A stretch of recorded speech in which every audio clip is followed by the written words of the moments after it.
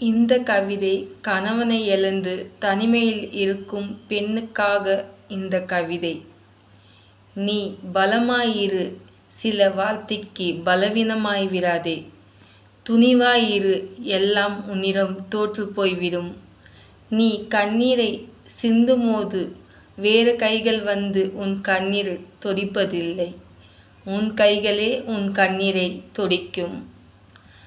உன் மனம் கலங்கி போகும்போது வேறொரு மனிதர் யோசனை நீ கேட்காதே. நீ சிந்தித்து பார்த்து முடிவு செய். வாழ்க்கையில் தனியாய்விட்டோம் என்று நினைக்காதே.